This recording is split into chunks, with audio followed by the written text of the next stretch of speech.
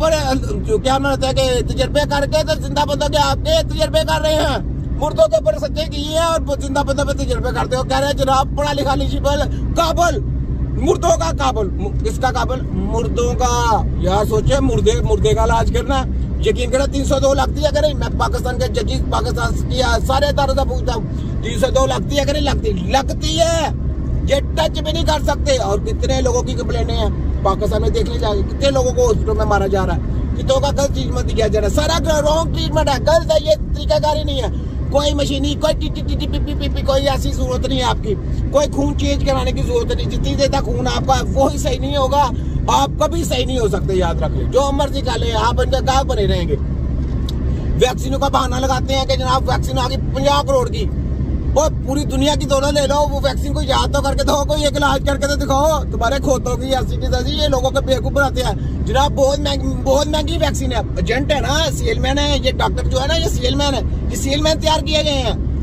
Doctor Abdul Qadeer Khan साहब थे जिन्होंने मिसाइल बनाया, जो बारूद भरते थे, जो चीजों को पूरी टेक्नोलॉजी के साथ भर के फिर लेके जाते थे, तो वो था जनाब टेक्नोलॉजी।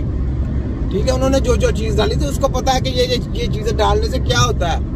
तो ये होता है डॉक्टर का काम। तो जो रिपोर्टें पढ़ के मेडिकल की और कंपनियों की दवाइयां देगा वो डॉक्टर है या सोचने की बात है? वो तो सेलमैन है। जैसे आप कपड़े की दुकान पे जाते हैं, उसको आप कहते हैं डॉक्टर है। बर्तन बेचने वाले को आप कौन जी डॉक्टर है? वो बर्तन बाहर से आए, कौन बनाने वाला कौन है? वो तो बर्तन जिसने बनाया है वो सियाला है। तो ये सेलमैन होते हैं। बातें मेरी गहराई वाली है, सीधी सीधी। मैं गलत बात करता हूँ, मुझे बताएं गलत है।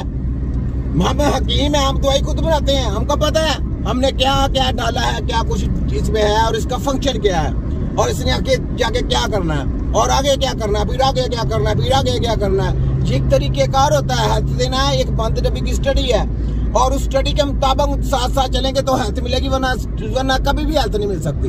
जितनी मर्जी किताबें पढ़े, जो मर्जी कर रहे हैं, की कर रहे हैं, पूरी दुनिया की किताबें पढ़े, आपको हेल्थ नहीं मिल सकती। आप ये बताएं, चंगेज खान ने कितनी किताबें क्या पकड़ ली?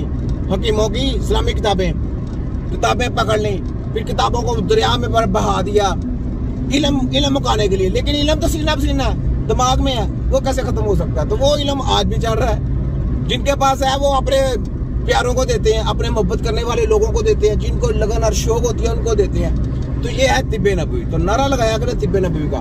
तो बेसिकली क्या है कि इल्म हासिल करने की उन्होंने बहुत कोशिश की, लेकिन खोतों को इल्म जाली तो मिल गया, शैतान का इल्म तो मिल गया, लेकिन हेल्थ का इल्म नहीं मिल सका। हेल्थ के मामले में अंडा, कितने अंडा बटा अंडा, बहुत शौक है इनको हेल्थ करने का ना। मैं हेल्थ इनको सिखा रहा हूँ। कैसी हेल्थ सीख रहे हैं देख बताएं जरा पाकिस्तान के लोगों को हेल्थ कैसी सिखा रहा हूँ मैं इनको। तिया पंजा पूरा ठीक कर रहा हूँ। अगर किसी जगह पे कमी बची रह जाए तो यार मुझे बताना है आपने लाजम। इंशाअल्लाह इनकी पूरी मैं ठोक के रगड़ के क्लासे भी लूंगा, इनका तिया पंजा भी करूंगा, टेंशन नहीं आपने लेनी। और कोई भी वायरस मेरे होते हुए इंशाअल्लाह मैं कहता हूँ मैं इनके साथ ऐसा ही, इनके साथ जंग लड़ के ऐसे ही मैं इनके साथ मेरी शहादत की मौत है, शहादत की मौत है। यकीन करें मैं शहादत देना चाहता हूँ। तिब्बे नबी का नारा लगाऊं और मुझे शहादत की मौत है, कैसी बात है? ये शहादती लोग होते हैं। जब तक शैतान के पुजारी रहेंगे इस्लाम जिंदा रहेगा। इस्लाम नहीं मिट सकता, चाहे मुल्ला गद्दारी करते हैं, चाहे चुल्ला गद्दारी करते हैं, जो मर्जी करते हैं। लेकिन जो मोहब्बे वतन होंगे, जो अपने नबी से मोहब्बत करते होंगे, जो अपने नबी का नाम लेते होंगे, जो अपने नबी के नारे बुलंद करते होंगे, वो ऐसे ही पैदा होते रहेंगे। जाली वो नहीं खत्म होंगे। उनको अपने ना लालच की परवाह है, ना उनको किसी ओहदों की परवाह है, ना किसी और चीज की परवाह है। ठीक है, सुनाओ मफाक है तो पंजाब है तो हम दर कशी वालों और होम्योपैथिक वालों क्या हो गया? वहां निकल गई होम्योपैथिक क्या कह रहा है? और निकालो क्या हो गया? तुम लोग तो कहते हो कि साइड इफेक्ट नहीं, फलाना नहीं, टिमकाना नहीं। निकालो क्या हो गया? दवाई निकालो। ये जनाब जो निकालते हैं जनाब, और अंदर हकीमों की दवाइयां पीस के देती हैं। ये सारे अब मेडिकल और होम्योपैथिक कट्टे सब ये काम कर रहे हैं। आप मुझे रिपोर्टें मिल रही हैं। तो जो भी पाकिस्तान में इलाज कराते हैं, चाहे वो होम्यो से कराते हैं, चाहे वो कोमियो से कराते हैं, चाहे वो चाइनीज से कराते हैं, चाहे वो ऑर्गेनिक जो बाहर की कंपनी मेडिकल की कंपनी, वो ही जनाब आप उन्होंने चूरन बेचने शुरू कर दिए। उन्होंने ऑर्गेनिक जनाब डाली, जिसकी वजह से ये इन्होंने ये दिखाया ना ईस्टर्न मेडिसिन का नाम दिया ना, ये BEMS को। तो जनाब वो बाहर की कंपनी है, वो हकीम है। सोचने वाली बात है, वो हकीम वैरसों का मुकाबला तबीब करते हैं, बीमारियों का इलाज हकीम करते हैं।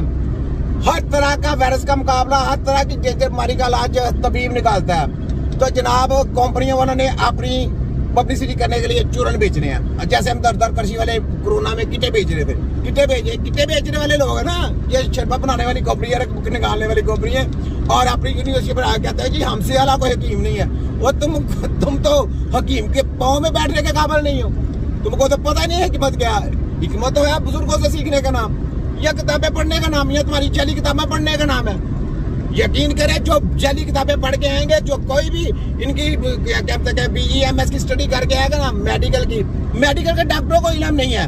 यहाँ सोचने वाली बात है, मेडिकल के डॉक्टरों को इल्म नहीं है कि इलाज कैसे होने हैं। तो BEMS से हिजरा निकाल के उनकी तलीमें दे के हकीम तैयार करेंगे, डॉक्टर हकीम, फोटो कॉपी की बैंडे बजा देंगे, रगड़ के बैंड बजा देंगे। तुम्हारे देखो, तुम्हारे शुद्धाबाजी शुरू होने से पहले तुम्हारा मैंने पोस्टमार्टम कर दिया हुआ है, तो छोड़ना नहीं है। मैंने याद रखो, जो मर्जी चाहे लेफ्ट हो जाओ चाहे राइट हो जाओ, जो मर्जी छोड़ना नहीं, मैंने रगड़ के बैंड बजा देनी है।